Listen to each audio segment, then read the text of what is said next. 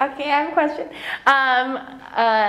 So I understand that the bylaws were recently revised, and one of the differences that I saw that was actually included on the forms for candidates to fill out was a part that was added about respecting each other, and I would like to know if there was a member of the SBC that was being disrespectful and violating that portion of the bylaws, what your approach would be to address such a thing. Whichever one of you wants to start. I'll start. First of all, I think that we have to conduct meetings in a way where this is apparently unacceptable. And one of the things this is more of an SBA internal thing, is one of the things, this kind of also reflects the fact that I'm a business person, is that I would rather have meetings, no offense, Bernita, I would rather have meetings during the day at a lunchtime and have 5 people missing than having it late at night when everyone is technically free. Because I think it puts people in a mindset where they aren't thinking about the collegial atmosphere, they're thinking about like, oh my God, it's 8:30, I have reading to do.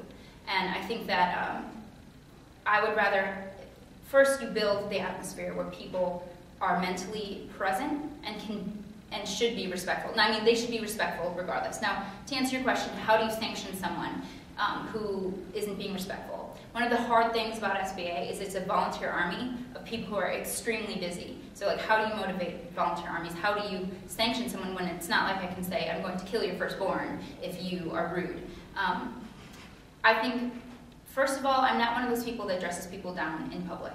I'm very non-confrontational when it comes to that. So a lot of it would be taking that person aside and saying, what's going on? Why is it that you are behaving this way? Have you thought that this makes this person or this group feel this way? And a lot of times it's a personal issue that's going on, something that can be mediated. But I think part of it is earning the respect of that person. And then the second thing, and that's by doing work and behaving in a way that is not only builds that friendship, but also leads by example. And the second thing is, once you have that respect, explaining why you're disappointed in that person. After that, if that didn't work, I think the second thing we would do, or I would do, is convene a committee probably made up of the e-board and talk about what second steps we would need to take as a group, what options we have, what we think would work. Because I don't think that scorched earth, burning bridges, you broke this clause of the rule, therefore you go to the jail, SBA jail.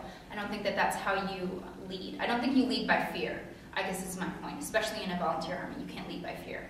But if it comes to that point where that person's so disrespectful and actually works against SBA, I think that you have to be able to pull the trigger and you have to be able to say you're no longer a part of SBA.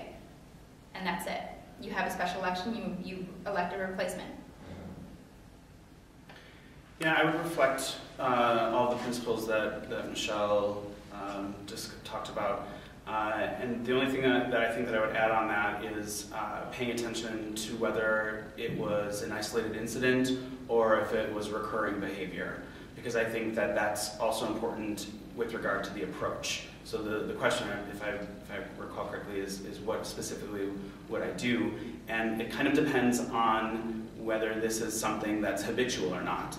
A first-time offense would be an informal discussion, and then finding, just paying attention to whether the person dials it back only ever so slightly, or if there's another egregious violation, and then convening a task force of some sort to figure out whether this will continue to assess the situation and see if it would continue into the future, or if we needed to take more immediate and then more severe steps beyond that. So, like I said, reflecting everything that Michelle said, and then just adding the piece of really taking a hard look as to whether it's an isolated incident or if it's recurring behavior.